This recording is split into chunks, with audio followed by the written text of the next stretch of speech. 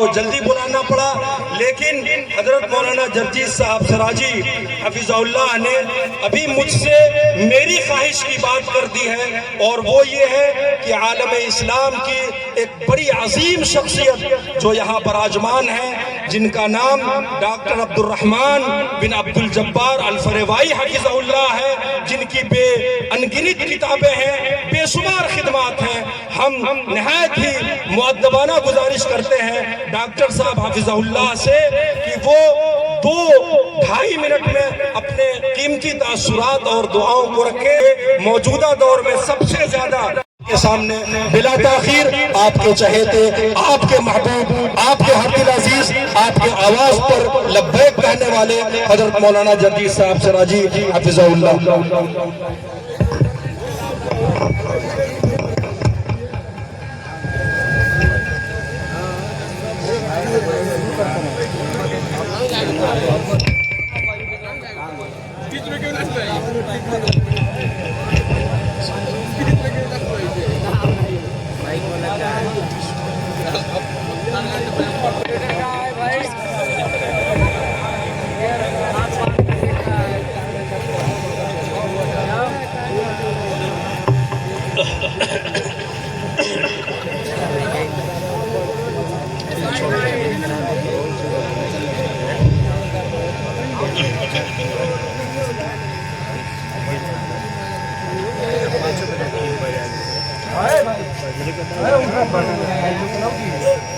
السلام علیکم ورحمۃ اللہ وبرکاتہ۔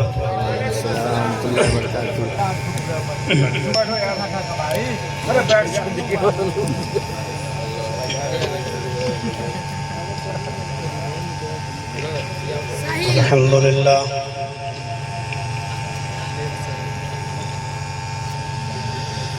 الحمدللہ نحمدہ ونستعینہ ونستغفرہ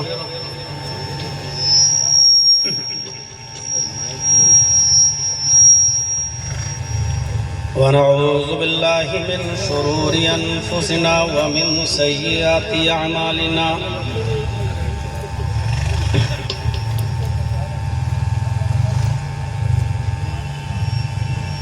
من يهده الله فلا مضل له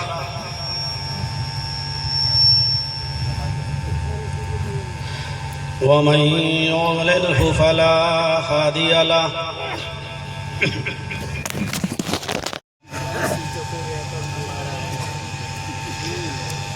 وعن ابي هريره رضي الله تعالى عنه قال قال رسول الله صلى الله عليه وسلم الإيمان 79 شعبة فأفضلها قول لا إله إلا الله وأدناها إماطة الأذى عن الطريق والحياء شعبة من الإيمان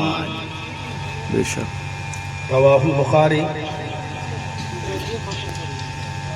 رب اشرح لي صدري ويسر لي أمري واحلل عقدة من لساني يفقهوا قولي۔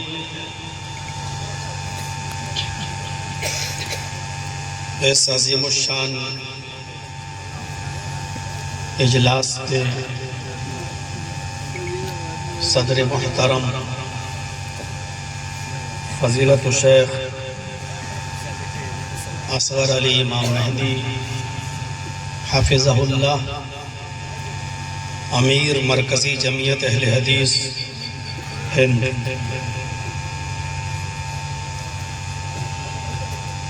فضیلت الشیخ مولانا محمد ہارون سنابلی حفظہ اللہ، ناظم مرکزی جمعیت اہل حدیث ہند، اس اجلاس کی نظامت کا فریضہ انجام دینے والی شخصیت فضیلت الشیخ محمد اظہر مدنی حفظہ اللہ، دہلی سے تشریف لائے ہوئے فضیلت الشیخ جناب مفتی عطاء الرحمن صاحب قاسمی حفظہ اللہ، اور اسی طریقے سے اسٹیج پر بیٹھے ہوئے تمام معقر اور معزز علماء کرام، علاقے کے باوقار احباب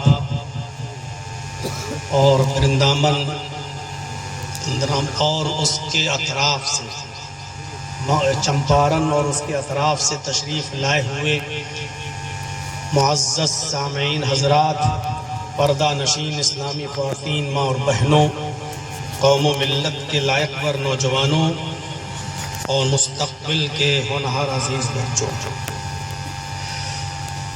کئی بار اس علاقے میں آنے کا پروگرام بنا، بات چیت ہوئی، امیر محترم نے کئی بار کہا، لیکن پھر پروگرام نہیں بن پایا اور کسی وجہ سے اس بستی میں ہم نہیں پہنچ سکے، اور ابھی بہت جلدی میں 25-30 دن پہلے اس پروگرام کی تاریخ متعین ہوئی، اور 10 مئی آج، جو آج دیکھ رہے ہیں لوگوں کا ایک بڑا جماوڑا اور جمع غفیر، آپ کی آمد، اللہ رب العالمین سے دعا ہے کہ اللہ العالمین اس اجلاس کو کامیاب فرمائے، اور جس مقصد کے لیے پروگرام رکھا گیا ہے اللہ رب العالمین ہمیں اس مقصد میں بھی کامیابی عطا فرمائے۔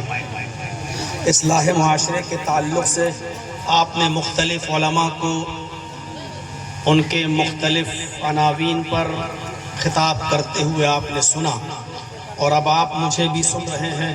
اللہ سے دعا ہے کہ اللہ العالمین ہم کہنے والوں کو بھی اور سننے والوں کو بھی عمل کی پوری توفیق عطا فرمائے۔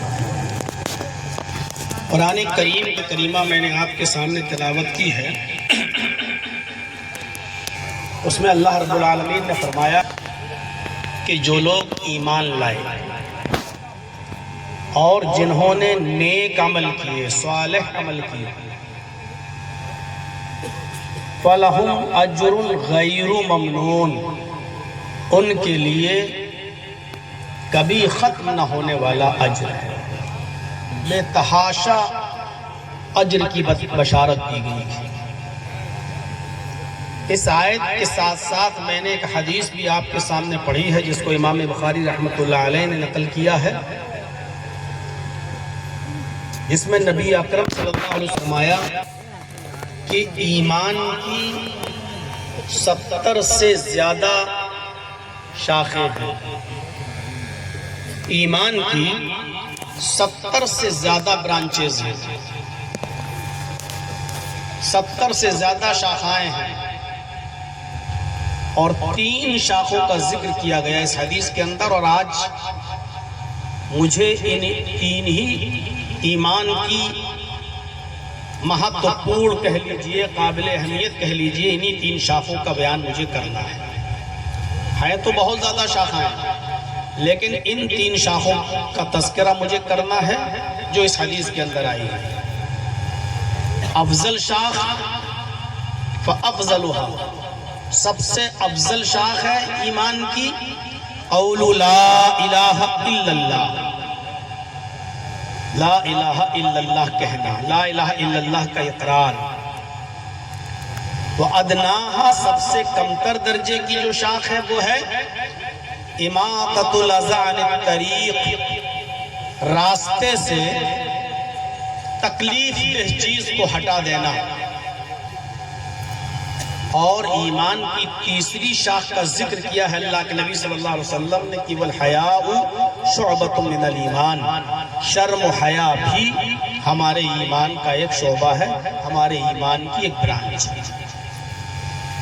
پہلی چیز بتائی ہے قول لا الہ الا اللہ، دیکھنے میں یہ بہت معمولی سا جملہ لگتا ہے، لا الہ الا اللہ،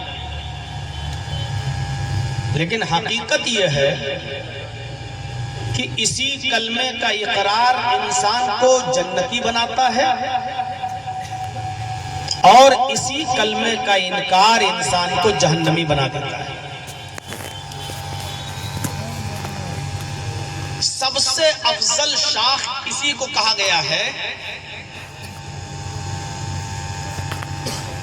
ہمیں اس کے معنی پر بھی غور کرنا ہے، اور آج کے اس کتاب میں ہم سب کو اس بات پر بھی غور کرنا ہے کہ یہ کلمہ ہم سے تقاضا کس چیز کا کرتا ہے؟ کیا ہم اور آپ اس کلمے کے اس تقاضے کو پورا کرتے ہیں؟ ترمذی کی روایت کے مطابق یہ کلمہ سب سے افضل ذکر ہے. ہمیں اٹھتے بیٹھتے چلتے پھرتے اس کلمے کا ذکر کرتے رہنا چاہیے. اللہ کے نبی صلی اللہ علیہ وسلم نے فرمایا افضل الذکر لا الہ الا اللہ. سب سے افضل ذکر جو ہے وہ لا الہ الا اللہ.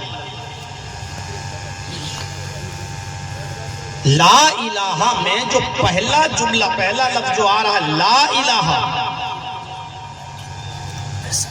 یہ تمام معبودان باطلہ کا انکار، تمام جھوٹے خداؤں کا انکار، اور اس کے بعد الا اللہ، صرف اللہ واحد ہی ایک ہونے اور اس کے معبود برحق ہونے کی گواہی. ہم اس جملے پر غور کریں کہ اللہ رب العالمین کو قطعی یہ منظور نہیں، یہ برداشت نہیں کہ مجھے ماننے کے بعد میرا کوئی بندہ دوسرے معبودوں کا، جھوٹے اور باطل معبودوں کا انکار کرے. نہیں، بلکہ پہلے تمام معبودان باطلہ کا انکار کرو پھر میرا اقرار کرو. اس سے آپ اہمیت کا اندازہ لگائیے.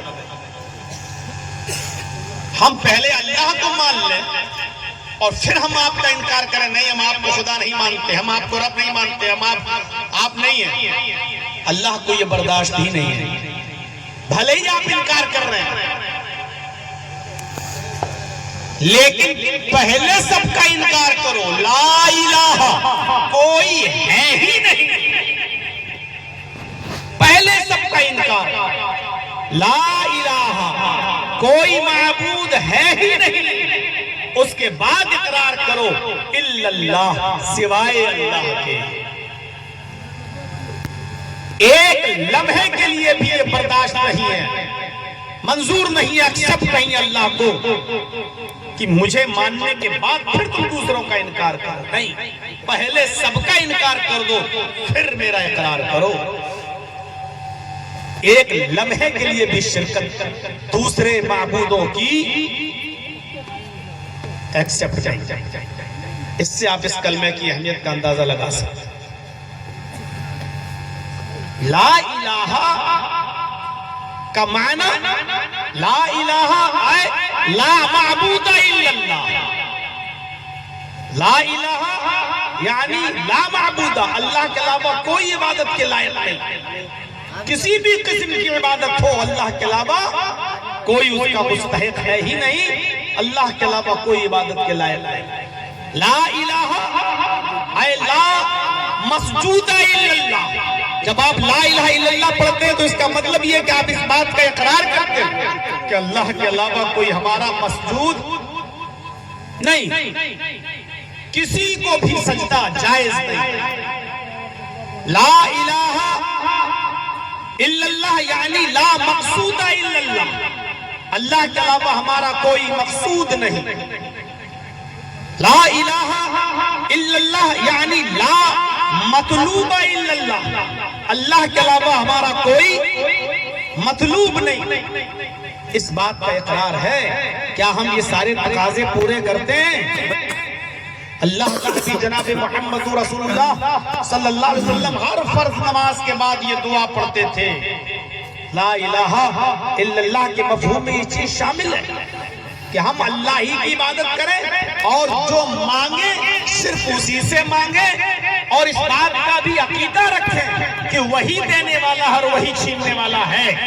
اللہ کے نبی جناب محمد رسول اللہ صلی اللہ علیہ وسلم ہر فرض نماز کے بعد یہ دعا پڑھا کرتے تھے. اللہم لا مانع لما آتیت ولا معطی لما منعت ولا ينفع ذا الجد منک الجد. اللہم لا مانع لما آتیت، اگر اللہ کسی کو کوئی چیز دے دے تو ساری کائنات مل کر اس سے چھیننا چاہے تو نہیں چھین سکتی. وَلَا مُعْطِي لِمَا مَنَعَتْ، اور جس سے اللہ کوئی چیز چھین لے ساری کائنات مل کر اس کو وہ چیز دینا چاہے تو نہیں دے سکتی. یہ معمول تھا اور صرف ایک بار پڑھ لیا نہیں، ہر فرض نماز کے بعد اللہ کے نبی جناب محمد رسول اللہ یہ دعا پڑھا کرتے تھے اور اپنی امت کو یہ عقیدہ سکھایا کرتے تھے کہ یہ عقیدہ رکھو، یہ ایمان ہونا چاہیے کہ اللہ کے علاوہ کوئی معبود نہیں، اللہ کے علاوہ کوئی مسجود نہیں، اللہ کے علاوہ کوئی مقصود نہیں، اللہ کے علاوہ کوئی مطلوب نہیں. یہ ہمیں بتایا گیا. میرے بھائیو، یہی وہ کلمہ ہے کہ ایک انسان زندگی بھر شرک کرتا رہے، کفر کرتا رہے، گناہوں کی دلدل میں پڑا رہے، پھنسا رہے، 80 سال کی عمر کو پہنچ گیا، کفر و شرک کی دلدل میں پھنسا ہے، لیکن آخری وقت میں 80 سال کی عمر میں اس کو یہ کلمہ نصیب ہو گیا اور اس نے مرنے سے پہلے یہ کلمہ پڑھ لیا، اشہد ان لا الہ الا اللہ واشہد ان محمدًا عبدہ ورسولہ. اس کلمے کا اقرار کر لیا، وہ جنتی ہو جائے. سوچئے ایک 80 سال کا بوڑھا آدمی کفر و شرک کی دلدل میں پھنسا ہے، یہ کلمہ نہ پڑھتا تو کہاں جاتا؟ اگر اس کو موت آ جاتی تو کہاں جاتا؟ لیکن اس کو یہ کلمہ 80 سال کے بعد نصیب ہوا اور آج اس نے یہ کلمہ پڑھا اور پڑھنے کے بعد وہ مر گیا. غور کریں آپ اس کلمے کی وجہ سے وہ آدمی کہاں جا رہا ہے. نبی اکرم جناب محمد رسول اللہ صلی اللہ علیہ وسلم کی ایک چھوٹا سا بچہ یہودی 12 سال 13 سال اس کی عمر تھی، وہ خدمت کیا کرتا تھا اور اللہ کے نبی صلی اللہ علیہ وسلم کے پاس آ کر آپ کی باتیں سنا کرتا تھا، بیٹھ جاتا تھا. اللہ کے نبی کی باتیں اس کو اتنی اچھی لگتی تھی کہ جب وہ اپنے گھر جاتا تھا تو اپنے باپ سے کہتا تھا کیا میں اللہ کے نبی پر ایمان لے آؤں، کیا میں محمد رسول اللہ کی باتوں کو تسلیم کر لوں، کیا میں محمد رسول اللہ جو دعوت دیتے ہیں کہ ایک اللہ کی عبادت کرو کیا میں اس بات کو مان لوں. تو اس کا باپ اس کو ڈانٹ دیتا تھا، پھٹکار دیتا تھا، خبردار اگر ایسا کیا تو. وہ چھوٹا بچہ 12-13 سال کی عمر وہ اپنے باپ کی ڈر کی وجہ سے اس کلمے کو نہیں پڑھ سکا. ایک دن وہ بچہ بیمار ہوتا ہے، اس کی طبیعت بہت زیادہ خراب ہوتی ہے. نبی اکرم صلی اللہ علیہ وسلم کو جب پتا چلتا ہے کہ وہ جو بچہ میری خدمت کرتا تھا اور میری باتیں آ کر بیٹھ کر سنتا تھا وہ بچہ بیمار ہو گیا ہے، تو آپ اس یہودی بچے کی عیادت کرنے کے لیے اس کے گھر تشریف لے. دروازے کو دستک دی. اسلام کے مزاج کو دیکھیے، بچہ ہی تو تھا، 12-13 سال کی عمر ہی تو تھی، کیا ضرورت تھی اس کے گھر جانے کی. نبی اکرم اس کے گھر جاتے ہیں، دروازے کو دستک دیتے ہیں. اس کے باپ نے دروازہ کھولا، دیکھا سامنے محمد رسول اللہ کھڑے ہیں. آپ نے اندر آنے کی اجازت مانگی، اس کے باپ نے آپ کو اجازت دی. اللہ کے نبی اس چھوٹے بچے 12-13 سال جس کی عمر تھی اس کے پاس اس کے سرہانے پر بیٹھ گئے. وہ لڑکا، وہ یہودی لڑکا نبی اکرم کو دیکھنے لگا. اللہ کے نبی صلی اللہ علیہ وسلم نے اس بچے سے کہا قل لا الہ الا اللہ یا غلام، اے بچے لا الہ الا اللہ پڑھ لو، لا الہ الا اللہ کا اقرار کر لو، لا الہ الا اللہ پڑھ لو. اس بچے نے اپنے باپ کی طرف دیکھا، لڑکے نے اپنے باپ کی طرف دیکھا. باپ سمجھ گئے کہ میرا بیٹا آج بھی چاہتا ہے کہ میں یہ کلمہ پڑھ لوں اور بیمار ہے، آخری وقت ہے، چلو میں اپنے بچے کا دل کیا توڑوں. اس یہودی بچے کے باپ نے کہا اطیع ابو القاسم، بیٹے ابو القاسم کی بات مان لو، تم بھی تو یہی چاہتے ہو، تمہارا بھی تو دل یہی تھا چلو اس بچے کی اللہ اپنے محمد رسول اللہ کی بات مان لو، ابو القاسم کی بات مان لو، اور یہ کلمہ پڑھنے کے لیے کہہ رہے ہیں تم پڑھ لو۔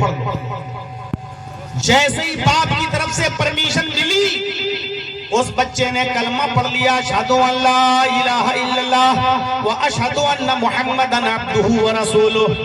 اس لڑکے نے جیسے یہ کلمہ پڑھا اس کا انتقال ہو گیا۔ کلمہ پڑھتے ہی اس بچے کی روح کب سے عنصری سے پرواز کر گئی، وہ بچہ مر گیا۔ اللہ کے نبی صلی اللہ علیہ وسلم اس کے سرہانے بیٹھے تھے،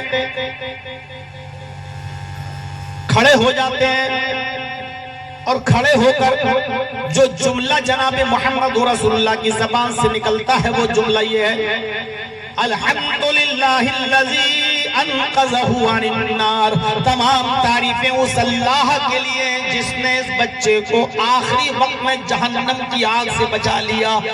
تمام تعریفیں اس اللہ کے لیے ہیں جس نے اس بچے کو جہنم کی آگ سے نجات عطا فرمائی۔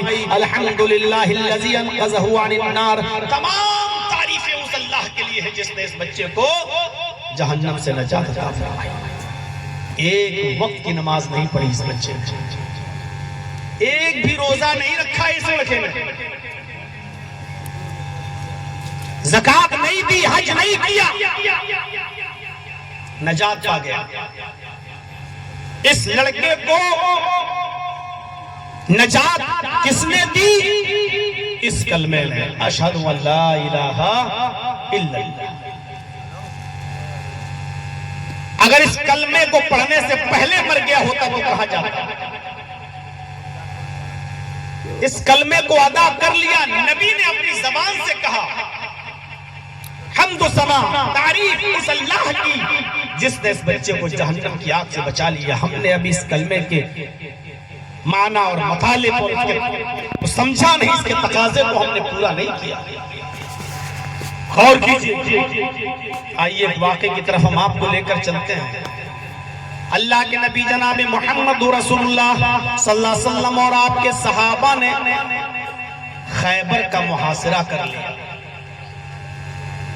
خیبر کو گھیر لیا چاروں طرف سے۔ خیبر کا ایک چرواہا جو خیبر کے یہودیوں کی بکریاں چرایا کرتا تھا جس کا نام اسود تھا، ذرا غور سے سنیے گا کان لگا کر اس اسود کی پوری کہانی۔ خیبر کے یہودیوں کی بکریاں چرایا کرتا تھا اور اس کا نام اسود تھا۔ ایک دن بکریاں چراتے چراتے یہ خیبر سے باہر آ گیا۔ اس نے دیکھا کہ باہر کچھ لوگ جمع ہیں، یہ ان کے پاس گیا، کہا لوگ کون ہیں؟ پتا چلا کہ یہی وہ لوگ ہیں جنہوں نے خیبر کا محاصرہ کر لیا ہے، گھیر لیا ہے، اور یہ یہودیوں کی بکریاں لے کر باہر نکل گیا۔ اس نے پوچھا کہ تمہارے سردار کون ہیں؟ صحابہ نے جواب دیا محمد رسول اللہ صلی اللہ علیہ وسلم۔ اسود نے پوچھا کیا ان سے ہماری ملاقات ہو سکتی ہے؟ صحابہ نے کہا بالکل، وہ جو خیمہ دیکھ رہے ہو نا، اس خیمے کے اندر محمد رسول اللہ ہمارے نبی موجود ہیں، جاؤ اور بلا جھجک ان سے ملاقات کر لو۔ وہ ملاقات کرنے چل لیں گے۔ سوچا نہیں تھا اس نے اتنے بڑے ملک کا مالک، کوئی پروٹوکول نہیں، کوئی سرکشا نہیں، کسی سے پرمیشن کی ضرورت نہیں، اور ہماری ملاقات ایسے ہو جائے گی؟ صحابہ نے کہا جاؤ ملاقات ہو جائے گی۔ وہ گیا، خیمے کا پردہ اٹھایا، اجازت طلب کی، آپ نے اجازت دی، گرم کپڑے، موٹا لباس، پسینے کی بدبو اور انتہائی بدصورت شکل۔ اللہ کے نبی اس کو اپنے قریب بٹھاتے ہیں۔ اس نے کہا میرا نام اسود ہے اور میں جاننا چاہتا ہوں کہ آپ کی دعوت کیا ہے۔ میں جاننا چاہتا ہوں کہ آپ کا پیغام کیا ہے، میں جاننا چاہتا ہوں کہ آپ کس چیز کی دعوت دیتے ہیں۔ اللہ کے نبی جناب محمد رسول اللہ صلی اللہ علیہ وسلم نے فرمایا، اسود میری دعوت یہ ہے کہ ایک اللہ کی عبادت کی جائے، اس کے علاوہ کسی اور کی عبادت نہ کی جائے، کسی اور کے سامنے سجدہ نہ کیا جائے، حاجت روائی و مشکل کشائی کا سوال کسی اور سے نہ کیا جائے۔ میں اللہ کا رسول ہوں، مجھے اللہ کا رسول تسلیم کیا جائے۔ اسود نے کہا، اے اللہ کے نبی، اگر میں اس بات کو تسلیم کر لوں تو پھر میرا کیا حق ہوگا؟ آپ نے فرمایا، اسود اگر تم یہ کلمہ پڑھ لیتے ہو تو میں تمہیں اپنے گلے سے لگاؤں گا، میں تمہیں اپنے سینے سے لگاؤں گا۔ مجھے میری شکل اتنی خراب، میں بدصورت انسان، میرے جسم سے پسینے کی بدبو آ رہی ہے اور آپ مجھے اپنے سینے سے لگائیں گے۔ فرمایا صرف سینے ہی سے نہیں لگاؤں گا، تمہارے جان اور مال کی حفاظت کی ذمہ داری پھر ہمارے اوپر ہوگی۔ کچھ دیر وہ بیٹھا، سوچا اور کچھ باتیں اس نے محمد رسول اللہ کی سنی اور پھر اس نے کلمہ پڑھ لیا، اشہد ان لا الہ الا اللہ واشہد ان محمدا عبدہ ورسولہ۔ یہ کلمہ پڑھ کر وہ اسود اسلام لے آتا ہے۔ اب جو چیز میں بتانے جا رہا ہوں وہ سنیے۔ کہا، اللہ کے نبی، ابھی تک تو میرا گزر بسر بکریاں چرا کر ہوا کرتا تھا، میں خیبر کے یہودیوں کی بکریاں چراتا ہوں، وہیں سے مجھے جو کمائی حاصل ہوتی ہے اسی سے میں اپنے اور اپنے اہل و عیال کا پیٹ پالتا ہوں۔ اب میں اسلام لے آیا ہوں، مجھے کیا کام کرنا پڑے گا؟ مجھے کوئی کام بتائیے۔ اللہ کے نبی نے فرمایا کہ اس وقت نماز کا وقت نہیں ہے کہ میں تم سے کہوں کہ نماز پڑھنے جاؤ، رمضان کا مہینہ نہیں ہے کہ میں تم سے کہوں کہ روزے رکھو، حج کا سیزن نہیں ہے کہ میں تم سے کہوں کہ حج کرنے جاؤ، اور تم اتنے دولت مند اور امیر بھی نہیں ہو کہ میں تم سے کہوں کہ تم زکوٰۃ ادا کرو۔ ہاں، سرحد پر جا سکتے ہو، وہاں ہمارے صحابہ جنگ میں شامل ہیں، تم بھی جنگ میں شامل ہو سکتے ہو، اگر شہید ہو گئے تو جنت، ورنہ غازی ہو کر لوٹو گے، غازی کہلاؤ گے۔ اس نے کہا، اللہ کے نبی صلی اللہ علیہ وسلم، میں اس جنگ میں جانے کے لیے تیار ہوں، اب میں اسی جہاد میں شامل ہونے کے لیے چل پڑ جا رہا ہوں۔ آپ نے فرمایا، ابھی نہیں، یہ بکریاں کس کی ہیں؟ فرمایا، یہ بکریاں تو خیبر کے یہودیوں کی ہیں۔ غور سے سنیے گا، حالت جنگ میں کافروں کا مال لوٹنا بھی جائز ہو جاتا ہے، حلال ہو جاتا ہے، کافروں کے مال پر قبضہ کرنا جائز ہو جاتا ہے، لیکن اللہ کے نبی صلی اللہ علیہ وسلم نے اس جنگ میں بھی شریک ہونے کے لیے اسود سے کہا کہ نہیں، ابھی تم اس جنگ میں شریک نہیں ہو سکتے ہو، پہلے ان بکریوں کو شہر کے چھور پر چھوڑ کے آؤ تاکہ یہ بکریاں اپنے اپنے گھر چلی جائیں اور اپنے مالکوں کے پاس واپس ہو جائیں۔ اگر لوگوں کی بکریاں تمہارے پاس رہیں تو تم اگر میدان جنگ میں شہید بھی ہو گئے تو جہنم میں جاؤ گے۔ یہ امانتیں لوگوں کی ہیں، پہلے ان امانتوں کو واپس کرو۔ حالت جنگ میں بھی امانتوں کا اتنا پاس لحاظ، اصلاح معاشرہ ہے نا، سن رہے ہو نا؟ کتنے لوگوں کی زمین و جائیداد پر قبضے کیے ہیں، پیسے والے ہو نا، غریب کا 1 گج 2 گج زمین پر 1 فٹ 2 فٹ زمین پر قبضہ کر لیا۔ صاحب آپ کی دکان نہیں آ رہی تھی یار، زبردستی اس کو آپ نے خوش کرنے کے لیے کچھ پیسہ دینا چاہا، وہ نہیں لے رہا ہے، آپ مجبور کر رہے ہیں، شور سول ہیں، آپ کے تعلقات ہیں تھانے میں، آپ کے تعلقات ہیں کورٹ میں اور کچہری میں، آپ نے ظلم کر دیا ہے۔ یاد رکھیے گا، ایک صحابی تھے،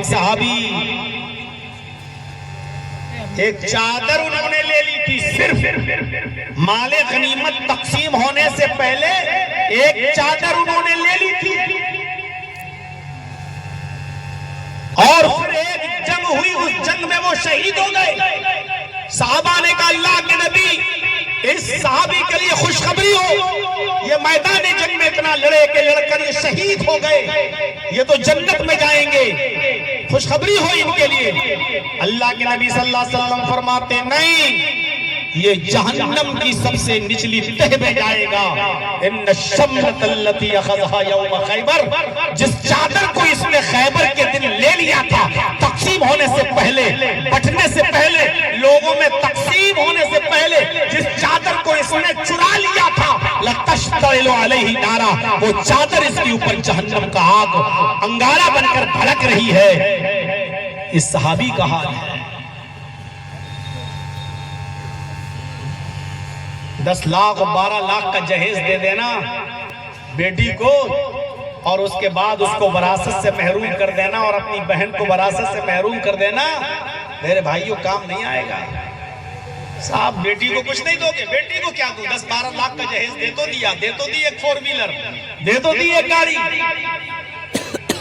یہ سب چور ہے، خائن ہے، رکھ لو لمبی لمبی داڑھوں، تہجد گزار، اس کے ٹیکے تمہارے سروں۔ یاد رکھیے گا، اگر اللہ کی عبادت میں کچھ کمیاں ہو جائیں، حقوق العباد میں کچھ کمی، حقوق اللہ میں کچھ کمی ہو جائے تو اللہ معاف کر دے گا، لیکن حقوق العباد میں اگر کمیاں ہوئی تو اللہ معاف نہیں کرے گا جب تک کہ بندہ آپ کو معاف نہ کرے۔ اگر اسلام کی تعلیمات کو 4 حصوں میں تقسیم کیا جائے، قرآن و حدیث کی تعلیمات کو اگر 4 حصوں میں بانٹا جائے، 4 حصوں میں تقسیم کیا جائے، تو حقوق اللہ صرف ایک حصہ ہے، 3 حصے حقوق العباد سے بھرے پڑے ہیں۔ 4 حصوں میں اگر اسلام کو تقسیم کیا جائے، اسلام کی تعلیم کو، تو اللہ حقوق اللہ صرف ایک حصہ، 3 حصے حقوق العباد کے ہیں، 3 حصے حقوق العباد سے بھرے پڑے ہیں۔ جائیے حدیثوں کو پڑھ کے دیکھیے، اگر حقوق العباد میں کچھ کمی رہ گئی تو اللہ معاف نہیں کرے گا۔ تہجد تو پڑھ لی صاحب، فجر میں پہلی صف میں جاتے ہیں، حق یہ ہے کہ اپنی بہن کا حق مارے بیٹھے، حق یہ ہے کہ اپنی بیٹی کا حق مارے بیٹھے، حق یہ ہے کہ پہلے ہی اپنی بیٹی سے کہہ دیا بیٹی تمہیں کچھ نہیں ملے گا، بیٹے ہیں 2 ان کو میں نے دے دیا، جاؤ، میرے مرنے کے بعد میری وراثت میں سے تمہیں اب کچھ نہیں ملے گا، اتنی دھوم دھام سے شادی کر تو دی۔ یہ ساری چیزیں خیانت کہلائیں گی، خیانت۔ آئے اسود پہلے لوگوں کی بکریوں کو ان کے حوالے کرو، اسود جاتے ہیں اور لوگوں کی بکریوں کو شہر کے چھور پہ چھوڑ دیتے ہیں، وہ بکریاں اپنے اپنے مالکوں کے گھر پہ چلی جاتی ہیں۔ اس کے بعد آتے ہیں، کہتے ہیں اللہ کے نبی اب میں فری ہوں، آپ نے کہا اب جاؤ جنگ میں۔ اسود جنگ میں جاتے ہیں اور لڑتے ہیں، اتنا لڑتے ہیں کہ لڑتے لڑتے یہی ابھی جنگ میں گئے اور لڑتے لڑتے شہید کر دیے گئے۔ دیکھیے بخاری، شہید ہو گئے اسود۔ اللہ کے نبی صلی اللہ علیہ وسلم کا معمول تھا، آپ زخمی صحابہ کو اور شہید صحابہ کو دیکھنے کے لیے، جنگ کا معائنہ کرنے کے لیے جایا کرتے تھے۔ آپ جنگ کے معائنے کے لیے نکلے، کیا دیکھتے ہیں کہ ایک لاش کے پاس بھیڑ لگی ہوئی ہے، کسی لاش کے پاس بھیڑ لگی ہوئی ہے، صحابہ اس کے ارد گرد جمع ہیں۔ آپ وہاں گئے، سلام کیا اور پوچھا لوگوں بھیڑ کیسی ہے؟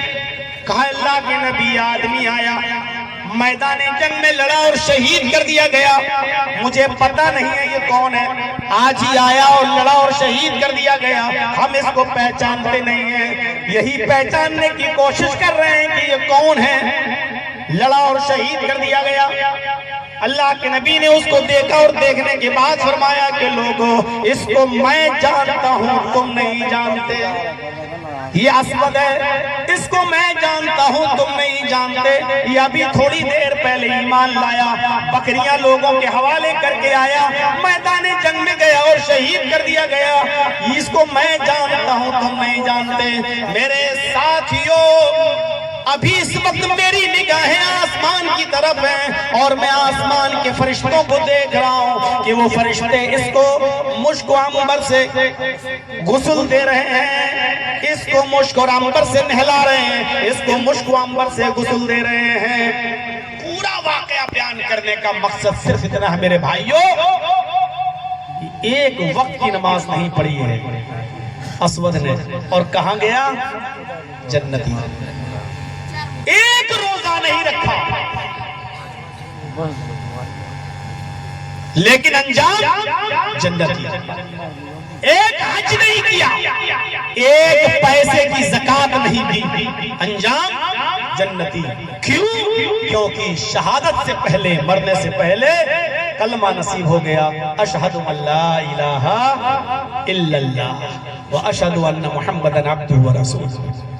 اس کلمے نے جنتی بنا دیا۔ ہم پڑھتے ہیں، اس کے تقاضوں کو پورا کرتے ہیں۔ اسود نے پہلے لوگوں کی بکریوں کو ان کے حوالے کیا۔ کیا یہ امانت داری ہمارے اندر آتی ہے؟ کیا یہ تقوی ہمارے اندر پیدا ہوتا ہے؟ اسود نے پھر کوئی وقت ضائع نہیں کیا، سیدھے میدان جنگ میں گئے اور شہید۔ ایک وقت کی نماز نہیں پڑھی اور جنت۔ آؤ اس کے برعکس ایک اور واقعہ سناؤں بخاری سے۔ ایک اور واقعہ، پوری زندگی نبی کی خدمت کی، اور سن لو چمپارن کے چپے چپے سے آنے والوں، غور سے سنو، زندگی نبی کی خدمت کس نے؟ نبی کے چچا ابو طالب نے پوری زندگی نبی کو سہارا دیا، یہاں تک کہ میرے بھتیجے پر اگر کسی نے ٹیڑھی نظر ڈالی، غلط نظر ڈالی، تو ڈال کر دیکھے میں کھڑا ہوں اس کے ساتھ۔ پوری زندگی ابو طالب اپنے بھتیجے کے لیے سہارا بن کر کھڑے رہے، کبھی اپنے بھتیجے کے اوپر آنچ نہیں آنے دی، لیکن آج چچا مرض الموت میں مبتلا ہیں، آج چچا مرض الموت میں مبتلا ہیں، آخری وقت ہے، چلا چل کا وقت ہے۔ نبی اکرم کو پتا چلتا ہے کہ میری چچا مرض الموت میں مبتلا ہیں، جان کنی کا عالم ہے، اپنے چچا کے پاس آتے ہیں۔ اس وقت کوئی نہیں ہے، اکیلے ہیں، اپنے چچا کے پاس بیٹھ گئے، کہنے لگے قل لا الہ الا اللہ یا امی، آئے میرے چچا لا الہ الا اللہ کہہ دو۔ چچا بیمار ہیں آپ، لا الہ الا اللہ کہہ دیجئے۔ ابو طالب نے کہا بھتیجے میں اسی دین پہ مرنا چاہتا ہوں جس دین پر میرے باپ عبد المطلب مرے تھے، میں یہ کلمہ نہیں پڑھوں۔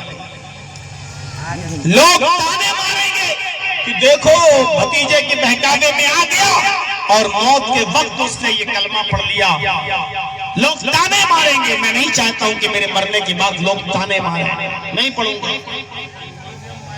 کہا چچا کوئی نہیں سن رہا ہے اس وقت، اگر آپ کو یہ ڈر ہے کہ کسی کو پتا چل جائے گا تو اس وقت کوئی نہیں ہے، میں ہوں اور آپ۔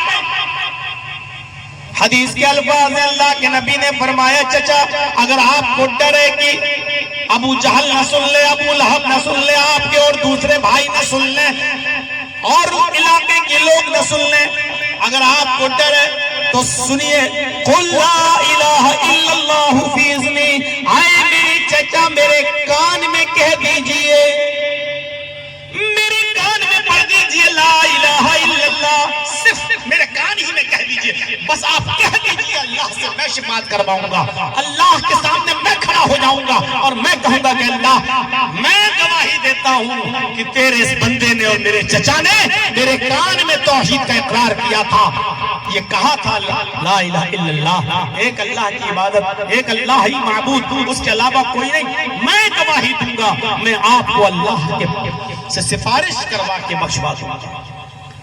لیکن اس وقت بھی چچا نے کہہ دیا کہ نہیں بھتیجے میں نہیں چاہتا کہ میرے مرنے کے بعد لوگ مجھ پر تانے ماریں، اور اسی حال میں چچا ابو طالب کا انتقال ہو گیا، ابو طالب اسی حال میں مر گئے۔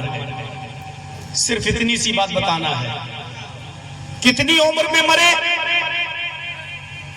پوری زندگی نبی کی خدمت کرتے رہے، نبی کے لیے ڈھال بنے رہے، دشمنوں سے بچاتے رہے، لیکن کلمہ نصیب نہیں ہوا۔ کہاں گئے؟ انجام کیا ہوا؟ جہنمی۔ ایک بار اللہ کے نبی نے دعا بھی کر دی تھی، اے اللہ میرے چچا نے میری بہت خدمت کی، میرے لیے رکاوٹ بنے رہے، میرے لیے دشمنوں سے رکاوٹ بن گئے سب کچھ، اے اللہ میرے چچا کو بخش دے۔ اللہ نے آسمان سے جبرائیل کو بھیج کر آیت نازل فرما دی، کسی نبی کے لیے جائز نہیں ہے، کسی بھی شخص کے لیے جائز نہیں ہے کہ کسی ایسے شخص کے لیے دعائے مغفرت کرے جو حالت کفر میں مرا ہے، جو حالت شرک میں مرا ہے۔ ہم بخشیں گے نہیں، اے محمد 70 مرتبہ بھی اگر آپ اپنے چچا کے لیے دعائے مغفرت کریں گے تب بھی ہم آپ کے چچا کو بخشیں گے نہیں۔ ہاں اتنا ضرور ہے ہم آپ کے چچا کے عذاب میں تخفیف کر دیں، ہم اس میں ہلکا پن کر دیں، اس عذاب کو ہلکا کر دیں، لیکن جہنم میں وہ جائیں گے ہی، جہنم ان کو ملے گی، جہنم سے چھٹکارا نہیں۔ کلمہ نصیب نہیں ہوا، کہاں گئے؟ جہنم میں۔ پوری زندگی نبی کی خدمت کی لیکن پھر بھی جہنم۔ اسود ایک وقت کی نماز نہیں، کہاں گیا؟ جنت۔ وہ بچہ 12 سال کا ایک وقت کی نماز نہیں پڑھی، کہاں گیا؟ جنت۔ میرے بھائیو اندازہ لگا لیا اس کلمے کی حیثیت کو سمجھ لیا؟ تو پہلی چیز قول لا الہ الا اللہ۔ ابھی ہم صرف لا الہ الا اللہ ہی پر بولیں گے تو ابھی سارا وقت چلا جائے گا۔ اس کلمے کی چاشنی، اس کلمے کی حلاوت جس کو میسر ہو جاتی ہے، بڑی سے بڑی دولت کو ٹھکرا دیتا ہے، بڑی سے بڑی تکلیفیں برداشت کر لیتا ہے۔ وہی سمیہ سامنے کھڑی ہے، سمیہ اس کا یہ پیر باندھ دیا گیا، اس پیر کو بھی پیچھے سے دونوں ہاتھ باندھ دیے گئے۔ وہی سمیہ، ابو جہل نے نیزہ لیے کھڑا ہے، کہتا ہے سمیہ لا الہ الا اللہ چھوڑتی ہے یا نہیں چھوڑتی ہے؟ رب پر ایمان لانا چھوڑتی ہے یا نہیں چھوڑتی ہے؟ کہا کہ ہو ہی نہیں سکتا۔ اس نے پورا نیزہ حضرت سمیہ کی شرمگاہ میں داخل کر دیا، اس طرف سے داخل کیا، اس پار نکال دیا، لیکن اس کے باوجود طبقات پڑھی ابن سعد کی، سمیہ نے یہ نہیں کہا کہ اے اللہ میری مدد فرما، یہ نہیں کہا کہ اللہ اس تکلیف سے مجھے نجات دے، یہ نہیں کہا اللہ اس نے میری شرمگاہ میں نیزہ مارا تو مجھے بچا لے، بلکہ یہ دعا کی ثبت قدمی علی دینک، اے میرے رب مجھے میرے دین کی اوپر ثابت قدم رکھنا۔ لا الہ الا اللہ یہ چھڑوا رہا ہے، کہیں ایسا نہ ہو کہ اس کی دی ہوئی تکلیف سے میں لا الہ الا اللہ چھوڑ دوں، لا الہ الا اللہ کا انکار کر بیٹھوں، ایسا نہ ہو۔ ثبت قدمی علی دینک، میرے قدم کو اپنے دین پر ثابت رکھنا۔ میرے بھائیو اس کلمے کی حلاوت اور اس کلمے کی چاشنی جس کو مل جاتی ہے وہ تکلیفیں برداشت کر لیتا ہے، لیکن ایمان نہیں جانے دیتا ہے، کلمہ نہیں چھوڑتا ہے۔ یہ ہے اس کلمے کی حلاوت اور چاشنی۔ دوسری چیز پر آئیے، پہلی چیز لا الہ الا اللہ، دوسری چیز اماطۃ الاذى عن الطریق۔ راستے میں کوئی تکلیف دہ چیز پڑی ہوئی ہے اس کو ہٹا دو تاکہ لوگوں کو پریشانی نہ ہو۔ اس کا تعلق حقوق و لباس سے، لوگوں کو پریشانی نہ ہو۔ کیلے کا چھلکا پڑا ہوا ہے، آپ تو ماشاءاللہ گاڑی میں بیٹھے ہیں، جا رہے ہیں، دیکھ لیا سڑک پہ پڑا ہے، اب آپ کی شان گھٹ جائے گی اگر آپ نے بائک روک دی، اور خاص طور پر وہ بائک جو بھیک میں ملی ہے۔ بھیک والی بائک جانتے ہیں نا، جو سسر نے اپنے داماد کو انٹرنیشنل بھکاری سمجھ کر دیا تھا، اس بھیک والی موٹر سائیکل پر بیٹھ گئے اور شان سے جا رہے ہیں۔ راستے میں کوئی پتھر پڑا ہے، کیلے کا چھلکا پڑا ہے، اب آپ کی شان گھٹ جائے گی اگر اس کو ہٹا دیں گے۔ مسلم کے الفاظ ہے، اللہ کے نبی نے فرمایا کہ اللہ تعالیٰ نے میرے سامنے قیامت تک جتنی بھی نیکیاں کی جائیں گی اور جتنی بھی برائیاں ہوں گی، ان تمام نیکیوں اور برائیوں کا ایک رجسٹر پیش کیا۔ سوچئے کتنا بڑا وہ رجسٹر ہوگا جس میں قیامت تک جتنی بھی قسم کی نیکیاں ہوں گی وہ ساری نیکیوں کا ذکر اس رجسٹر میں تھا، اور قیامت تک جتنی بھی برائیاں ہوں گی ان تمام برائیاں بھی اس رجسٹر میں لکھی ہوئی تھی۔ چھوٹی سے چھوٹی نیکی اور چھوٹی سی چھوٹی برائی بھی اس رجسٹر میں لکھی ہوئی تھی۔ اللہ کے نبی فرماتے ہیں میں نے اس رجسٹر کے اندر یہ نیکی بھی لکھی ہوئی دیکھی، جو سب سے چھوٹی نیکی کہ راستے میں کوئی کانٹا پڑا ہے، راستے میں کوئی پتھر پڑا ہے، راستے میں کوئی کیلے کا چھلکا پڑا ہے، کوئی تکلیف دہ چیز پڑی ہے، میں نے دیکھا کہ اس کو اٹھا دینا، اس کو ہٹا دینا، اس کو پھینک دینا، یہ چھوٹی سے چھوٹی نیکی تھی اس رجسٹر میں لکھی ہوئی، اور چھوٹی سے چھوٹی برائی بھی لکھی ہوئی تھی۔ آپ مسجد کے اندر گئے اور وہاں آپ نے بلغم یا تھوک پڑا ہوا دیکھا، حالانکہ تھوک پاک ہے، کپڑے پہ پڑ جائے تو نماز ہو جاتی ہے، لیکن آپ کی نظر اگر مسجد میں پڑ گئی اور تھوک پر یا بلغم پر پڑ گئی اور آپ الگ ہٹ گئے، ہم نے تھوڑی تھوکا، ہمیں کیا مطلب، آپ آگے بڑھ گئے، آپ نے نماز پڑھی اور چل دیے، اور اس کو آپ نے دھویا نہیں، صاف نہیں کیا۔ اللہ کے نبی فرماتے ہیں کہ اس تھوک کو، اس بلغم کو اگر آپ نے دھویا نہیں، صاف نہیں کیا، تو یہ چھوٹی سے چھوٹی برائی بھی میں نے اس رجسٹر کے اندر لکھی ہوئی۔ سوچئے کتنا بڑا رجسٹر ہوگا۔ تو اس میں یہ نیکی بھی لکھی ہوئی تھی، چھوٹی سے چھوٹی نیکی، وہ ادناہا، اللہ کے نبی نے فرمایا یہ سب سے کمتر درجے کی کا ایمان کا شعبہ ہے کہ راستے سے تکلیف دہ چیز کو ہٹا دیں۔ اب آپ ہٹا دیجئے، آپ کی شان نہیں گڑ جائے گی۔ سوچئے وہ کیلے کا چھلکا جس پر آپ کی نظر پڑ چکی تھی، پھر بھی آپ نے نہیں ہٹایا، ایک اندھا آدمی گیا اور اس پر پیر اس نے رکھ دیا اور پھسل گیا اور گر گیا، اس کے گھٹنے میں چوٹ آ گئی، اور وہ بوڑھا آدمی اگر بڑھاپے کے ساتھ ساتھ اگر وہ اندھا بھی ہوا، اندھے کے ساتھ ساتھ اگر وہ بوڑھا بھی ہوا تو اس کی ریڑھ کی ہڈی بھی چلی گئی۔ سوچئے کوئی چھوٹا سا بچہ اس کے اوپر پیر رکھ کے پھسل گیا اور اس کو چوٹ لگ گئی، کوئی گربھوتی، کوئی حاملہ عورت اس کا پیر اس چھلکے پر رکھ گیا اور پھسل گئی، اس کے حمل کو نقصان پہنچ گیا۔ فرمایا اس چھوٹی سے چھوٹی چیز کو بھی راستے سے ہٹا دینا، کوئی بھی تکلیف دہ چیز ہو۔ پہلی بات تو مسلمان وہ ہے ہی نہیں۔ اللہ کے نبی نے فرمایا مسلمان تو وہ ہے کہ جس کی زبان سے اور ہاتھ سے دوسرے مسلمان کو تکلیف نہ پہنچے۔ مسلمان کسی کو تکلیف کہاں دیتا ہے؟ تکلیف دہ چیز بھی اگر راستے میں پڑی ہے تو اس کو بھی ہٹا دیا، مت دیکھیے کہ یہاں سے مسلمان تھوڑی جاتا ہے، غیر مسلم یہودی اور عیسائی گزر رہے، ہمارے باپ کا کیا جا رہا ہے، گرے مرے نہیں، انسانیت یہاں دیکھی جائے گی، اور آپ کو وہ کیلے کا چھلکا، وہ کانٹا، وہ پتھر بھی وہاں سے آپ کو ہٹا دینا چاہیے۔ یہ اسلام سکھلاتا ہے۔ اسی طریقے سے کوئی بھی کسی بھی آپ کی عادت سے اور ادا سے تکلیف پہنچتی ہے کسی مسلمان کو یا عام لوگوں کو تو اس سے پرہیز کریں۔ گاڑی کھڑی کر دی غلط جگہ پر، پارک، عام سڑک پر گزرنے کا راستہ ہے اور آپ وہاں گاڑی کھڑی کر دی اور چلے گئے ہوٹل میں، بھائی صاحب مجھے یہ دے دیجئے، مجھے وہ دے دیجئے، اور گاڑی آپ کی غلط جگہ پر، لوگوں کے گزرنے کی جگہ پر آپ نے پارک کر دیا ہے، کھڑی کر دی ہے، یہ بھی لوگوں کو تکلیف دینا ہے۔ آپ لوگوں کے آنے جانے کے راستے میں گاڑی پارک نہیں کر سکتے، نہیں کرنا چاہیے آپ کو۔ اسی طریقے سے رات میں آپ نے بہت سے لوگوں کو دیکھا ہوگا، ہمارے ہاں تو ہوتا تھا لیکن اب جا کر بند ہوا ہے، رمضان کے مہینے میں آپ نے دیکھا ہوگا، رمضان کے مہینے میں مثلاً 4 بجے اگر سحری کا ٹائم ختم ہو رہا ہے تو 2 بجے سے لوگ مائک لے کر بولنا شروع کر دیتے ہیں، روزدار بھائیوں اٹھیے، ماں بہنیں اٹھیں اور سحری بنائیں،